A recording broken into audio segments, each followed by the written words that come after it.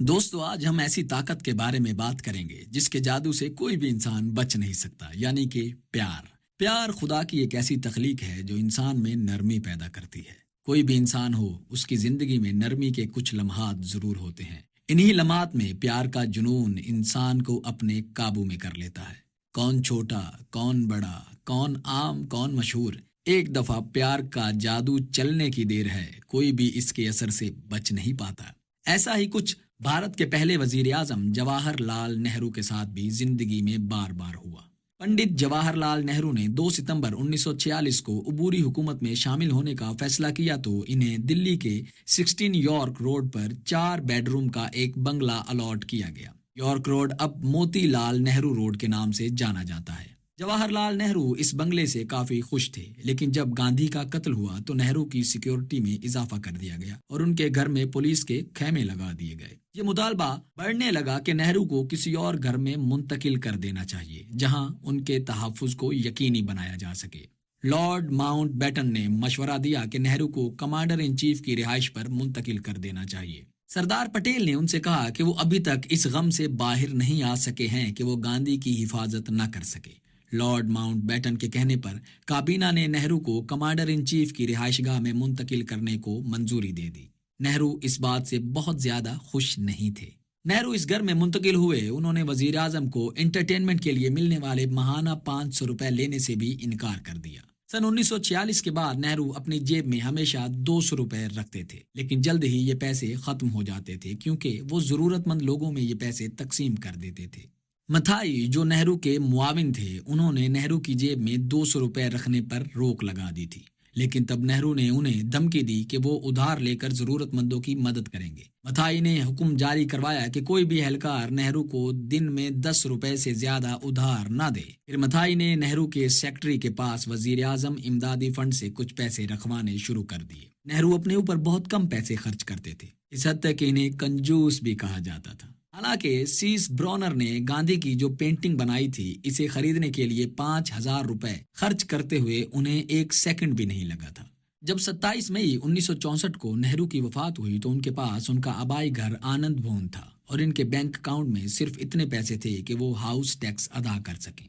पंडित नेहरू की अहलिया कमला नेहरू की सन 1936 में वफात के बाद नेहरू कई खवातीन के करीब रहे। लोग कहते हैं कि viceroy Lord Mountbatten की अहलिया एडवीना पर नेहरू का दिल आ गया था। एडवीना का गोरा रंग और उसकी अदाएं नेहरू को भा गई थीं, और दूसरी तरफ नेहरू की जेंटलमैन पर्सनैलिटी एडवीना के दिल में घर कर गई थी। लेकिन एडवीना से पहले वाइस राय वेवियल की अहलिया लेडी यूजीन वेवियल भी नेहरू को दिलो जान से चाहती थी। वो चूंकि उम्र में नेहरू से बड़ी थी और शक्ल सूरत के एतबार से ज्यादा खूबसूरत भी नहीं थी, इसलिए उनके बारे में इतनी अफवाहें नहीं फैली। नेहरू वेवियल के जमाने में भी गवर्नमेंट हाउस में स्विमिंग पूल में तैरने के लिए जाते थे, लेकिन तब इस बारे में कोई जिक्र नहीं हुआ। लोगों की तवज्जो इस तरफ तब मरकूज हुई जब एडवीना माउंट बैटन भी इस स्विमिंग पूल में नेहरू के साथ तैरती हुई देखी गई। नेहरू के साथ एडवीना की दोस्ती उस वक्त परवान चढ़ी जब एडवीना और उनका खानदान वापस इंग्लैंड जाने की तैयारी कर रहा था। माउंट बैटन की समाहने उम्री लिखने वाले फिलिप जेगलर और फ्रीडम एट मिडनाइट के मुसन्निफ लेरी कॉलिंस और डोमिनिक लाइपर ने इस बारे में बहुत बेबाकी से लिखा है। नेहरू की समाहने उम्री के मुसन्निफ MJ अकबर लिखते हैं, इस बारे में सबसे पुख्ता सबूत टाटा स्टील के एक साबिक एहलकार रूसी मोदी ने दिया था। 1949 से 1952 के दरमियान रूसी के वालिद सर होमी मोदी उत्तर प्रदेश के गवर्नर के ओहदे पर फाइज थे। नेहरू उत्तर प्रदेश के मशहूर हिल स्टेशन नैनीताल गए हुए थे और गवर्नर मोदी के साथ वहां ठहरे हुए थे। जब रात के 8 बजे तो सर मोदी ने अपने बेटे से कहा कि वो नेहरू के कमरे में जाकर इन्हें बता दें कि मेज पर खाना लग चुका है और सब लोग उनका इंतजार कर रहे हैं। अकबर मजीद लिखते हैं, जब रूसी मोदी ने नेहरू के कमरे का दरवाजा खोला तो उन्होंने देखा कि नेहरू ने एडवीना को अपनी बाहों में भरा हुआ था। नेहरू ने रूसी को देखा और उन्होंने अजीब सा मुंह बनाया। मोदी ने जल्दी से दरवाजा बंद कर दिया और बाहर चले गए। थोड़ी देर बाद नेहरू खाने की मेज पर पहुंचे और इनके पीछे पीछे एडवीना भी आ गई।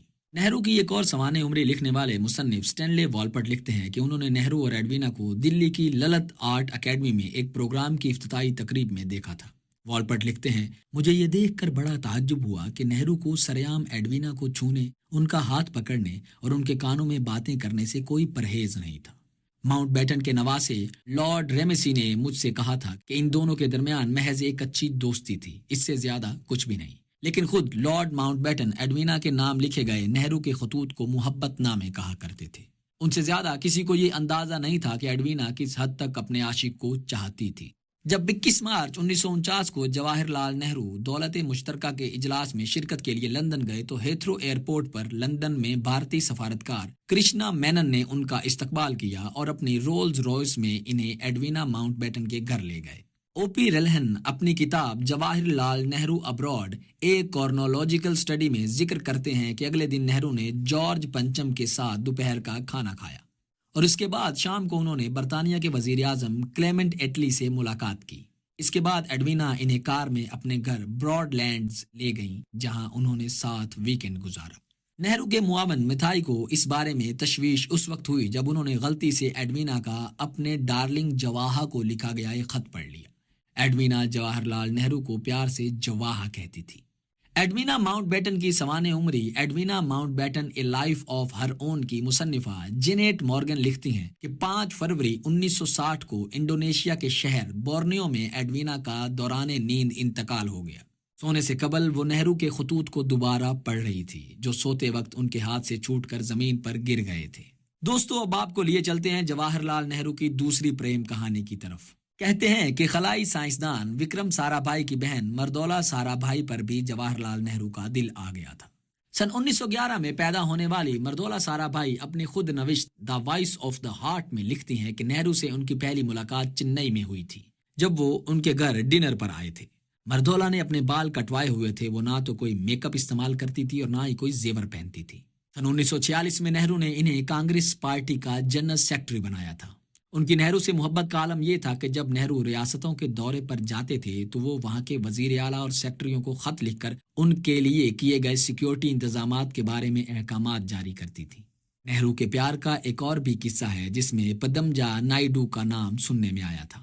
सरोजनी नायडू की बेटी पदमजा नायडू से भी नेहरू की कुर्बत रही थी। उनका जन्म सन 1900 में हुआ था। 2 मार्च 1938 को पदमजा को लखनऊ से लिखे गए एक खत में नेहरू ने लिखा था, तुमको देखकर अच्छा लगा और जवान होती जाओ ताकि जो लोग बूढ़े हो रहे हैं उनकी कमी पूरी कर सको। पदमजा को भेजे गए एक टेलीग्राम के जवाब में नेहरू ने लिखा था, तुम्हारा टेलीग्राम मौसूल हुआ, कितना बेवकूफ़ी भरा और बिल्कुल खवातीन जैसा।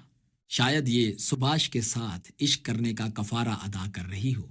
सीनियर सहाफ़ी एमजे अकबर नेहरू की सवाने उम्री में लिखते हैं कि इंडिया की आज़ादी के 2 हीरो सियासत के अलावा दूसरे शोबों में मुकाबला कर रहे थे। 18 नवंबर 1937 को लिखे गए एक और खत में नेहरू ने पदमजा से पूछा कि तुम्हारी उम्र क्या है? 20 साल।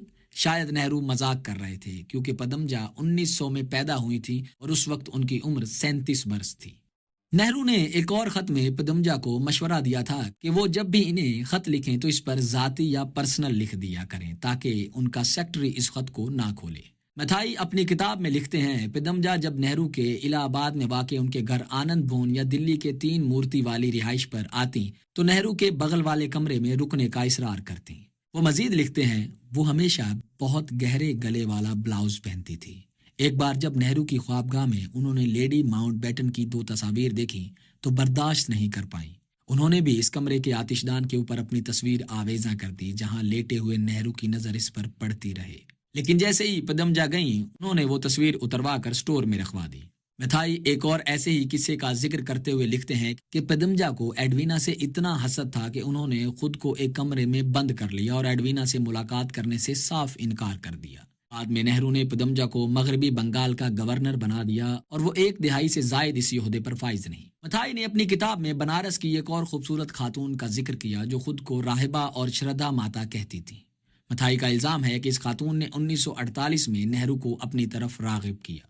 सन 1979 में मशहूर सहाफ़ी खुशवंत सिंह को न्यू दिल्ली मैगजीन के लिए दिए गए एक इंटरव्यू में श्रद्धा माता ने नेहरू के साथ किसी भी तरह के जिस्मानी ताल्लुक की जबरदस्त मजम्मत की, लेकिन ये जरूर कबूल किया कि नेहरू से उनकी मुलाकातें होती रही थीं और वह उनसे बेहद मुतासिर थे। उन्होंने ये भी एतराफ़ किया कि नेहरू के दिल में कभी भी दूसरी शादी की बात आई होती तो उन्होंने उनसे शादी कर लेनी थी। तो दोस्तों, ये थी जवाहरलाल नेहरू की रंगीन प्रेम कहानियों की एक मुख्तसर सी फहरिस्त। प्यार करना कोई जुर्म नहीं है, किसी भी इंसान को ये हक है। प्यार किसी भी उम्र में हो सकता है। پیار میں عمر کی کوئی شرط تھوڑی نہ ہے۔ دوستو، اس کے ساتھ ہی ہماری آج کی ویڈیو اپنے اختتام کو پہنچتی ہے۔ اگلی دفعہ تک کے لیے اللہ حافظ۔